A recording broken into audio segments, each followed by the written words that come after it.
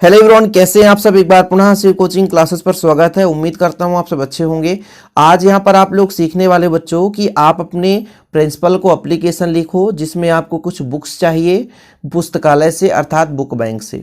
Book bank मतलब होता है पुस्तकालय, ठीक है ना। मतलब आपको कुछ बुक चाहिए। अब बुक क्यों चाहिए? क्योंकि आपके पास बुक नहीं है। आपके पास बुक क्यों नहीं है? क्योंकि मान लीजिए कंडीशन बताना पड़ेगा ना कि हमारे पास पैसे नहीं है। और पैसे क्यों नहीं है? क्योंकि हमारे पिताजी गरीब हैं, ठीक है। कुछ भी कारण बताना, लेकिन सबसे ज़्यादा यही कारण बताना है।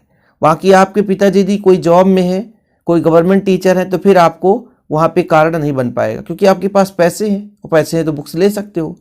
लेकिन यहाँ पर ये आपका बच्चों फॉर्मल लेटर कहलाता है। फॉर्मल लेटर में क्या होता है? सब्जेक्ट लिखा जाता है। फॉर्मल लेटर कहलाता क्या है? जब किसी आप कार्यालय में एक आवेदन पत्र दे रहे हो, यानी एप्लीकेशन या आवेदन पत्र किसी कार्यालय में दे रहे हो। कार्यालय में जैसे मान लीजिए प्राचार्य जी का कार्यालय, प्राचार्य जी को दे रहे हो, जिलाधीश महोदय को दे रहे हो, एसडीएम साहब को दे रहे हो, किसी सेक्रेटरी या सचिव को दे रहे हो, पोस्टमैन को दे रहे हो, मतलब पोस्ट मास्टर बोलेंगे हम, या कि जिला शिक्षा अधिकारी को दे रहे हो, किसी को भी दे रहे हो, तो कार्यालय के अंतर्गत यदि आप दे रहे हो, कार्यालयीन पत्र कहलाता है वो, ठीक है। तो वो आपका फॉर्मल लेटर कहलाता है। फॉर्मल लेटर में हमेशा सब्जेक्ट लिखा करते हैं। अब यहाँ पे क्वेश्चन आएगा बच्चों, write an application to the principal of your school requesting him to grant you some books since you can not buy them. मतलब आपको कुछ बुक्स चाहिए जिसमें आप कुछ खरीद नहीं सकते हैं। क्वेश्चन बच्चे यही नहीं समझ पाते कि पूछा क्या है। तो यहाँ पर देखिए ना, some books since you can not buy them, मतलब आपको बुक्स चाहिए। अब यहाँ पे लिखते समय ध्यान ये रखना है कि जब भी बच्चों आप लोग लिखें तो ये क्रम आपका, जैसे मैं यहाँ पे सीक्वेंस आपको दिखा रहा हूँ, उसी क्रम में लिखना है। To the principal government higher secondary school, ठीक है। आपका हो जाएगा यहाँ पे जिला का नाम लिख दें, HCH जो भी आपका जिला हो बच्चों, वो जिला का नाम लिख करके यहाँ पर MP लिख दें। तो यहाँ पर 2 बार स्कूल लिखा है, इसके लिए आप इसको काट देना, ठीक है। To the principal government higher secondary school MP, और यहाँ पर आप मान लीजिए जिला का नाम लिखना चाहते हैं तो जिला का नाम, जैसे मैं लिखता हूँ रीवा या सतना लिखता हूँ, तो यहाँ पे आप सतना लिख दें, ठीक है। जो भी आपका जिला हो लिख सकते हैं, या कि आप इसके जगह यहाँ पर जैसे मान लीजिए स्कूल है, यहाँ पे मैं काट नहीं रहा हूँ बच्चों, लेकिन जैसे स्कूल है ना, to the principal government higher secondary school, ठीक है, सतना MP। आप जिस भी जिला से हैं वो जिला लिख सकते हैं। सब्जेक्ट में क्या लिखना है? N application for book bank, मतलब हमें बुक बैंक के लिए एक आवेदन पत्र दे रहे हैं।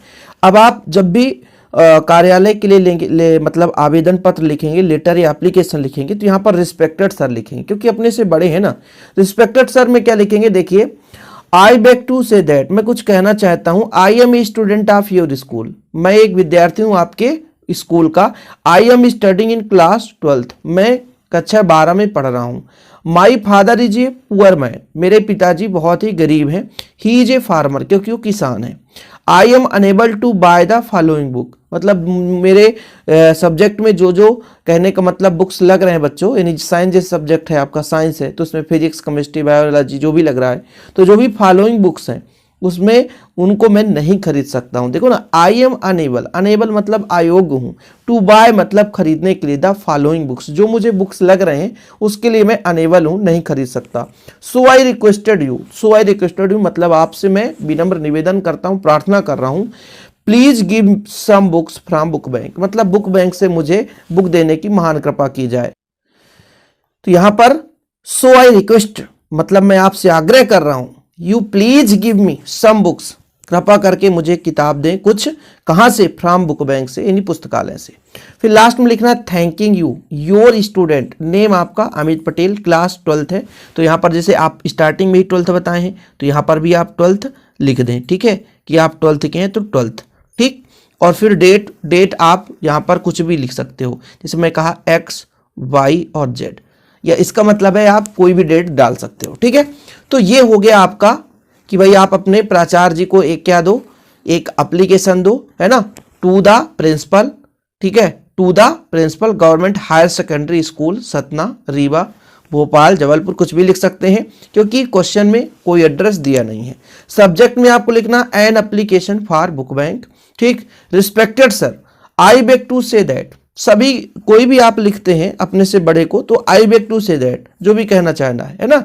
जैसे आप टीसी लिखते हैं, एसएलसी लिखते हैं, या आपका जैसे सीसी है, सब में लिखना पड़ता है I beg to say that I am a student of your school, I am studying in class 12th।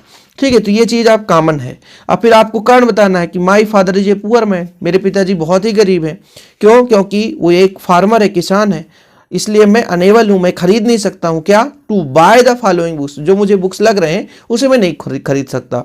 So I request, मैं आपसे आग्रह करता हूँ कि यू प्लीज गिव मी, कृपा करके मुझे देने की कष्ट करें क्या, कुछ बुक्स। कहाँ से? पुस्तकालय से।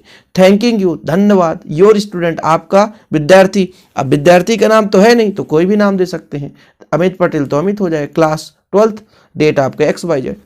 इस तरीके से आप लोग लिख लेना बच्चों, और जो भी डाउट हो तो बताइएगा, आपके लिए वीडियोज बिल्कुल आते रहेंगे। चैनल पे पहली बार है, चैनल को सब्सक्राइब जरूर कर लें। जय हिंद, वंदे मातरम।